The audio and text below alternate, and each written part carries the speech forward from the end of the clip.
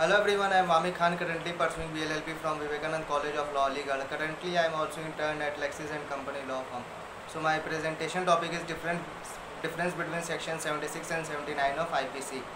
So introduction. As per general principle of law, man is supposed to understand the nature of which act he is doing and what are the consequences of such act. IPC provides punishment for the offences committed by a person. Hence, he is punishable under IPC, and also such a person is held responsible for such act. But all the time, it is not necessary to punish the person for the act or omission of what he has done. There are certain exceptions to this rule, which is given under Chapter 4 of the Indian Penal Code, 8060. In certain cases, even if a person commits an offence, he may be excused from personal criminal responsibility.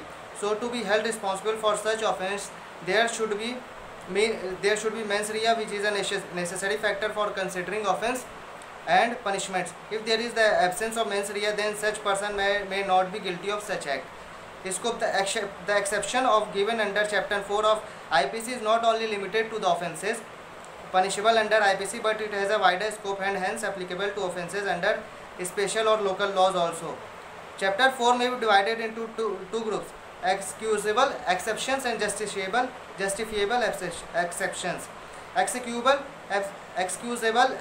exception. This type of exceptions are given under section 76, 79, 80, 82, 83, 84, 85, 86, etc. If a person commits a crime but there is a lack of mens rea, then this exception comes under excusable exception. Justifiable exceptions. The circumstances under which the offence was committed furnish legal justification for its commission under justiciable exceptions. These types of exceptions are given under section 77, 78, 87, 87 to 89, 92, 94, 96, 106, 95, etc. Difference between section 76 and 79 of IPC. Mistake of fact. Section 76. An act is done by a person bound or by mistake of fact believing himself bound by law.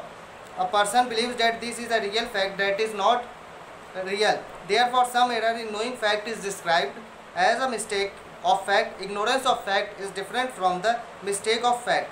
The section is based on the common principle of ignorantia facit doth excusat. Ignorantia juris non excusat. Ignorance of fact but ignorance of law does not excuse. Thus, if a person does an act with bona fide belief that the existence of a fact, then it turns to make an act innocent, but ignorantia juris non excusat has no defense. Illustration: if a police officer arrests by presuming that he is dead, then he is committed no offence. Case law. In the case of state was a Siddharth Gunguram, a person who was illiterate, our father having the right to vote, but he fell ill and was unable to cast vote by his own behalf. So the son is an authorized person for the casting vote, and he honestly believed in good faith that he was authorized to vote by his father, and so applied for voting. The son was held not guilty for the offence under section 171D, 171F of the IPC.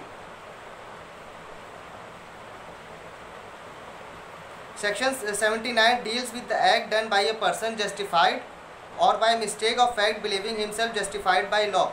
If a person does any act in good faith and which is justified by law, then such person is exempted from criminal liability. Illustration: if A and B are fighting with each other and A tries to kill B, in defense B loaded gun towards A, and if Z believe in good faith that there is apprehension of murder in the fact by B, and hence Z being an authority arrest B, then Z has committed no offence. Case law.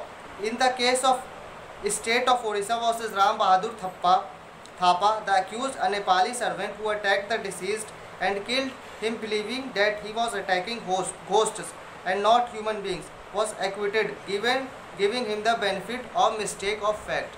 So this is all about section 76 and 79 of IPC. So this video is only for education purpose, not for any kind of promotion, advertisement, etc.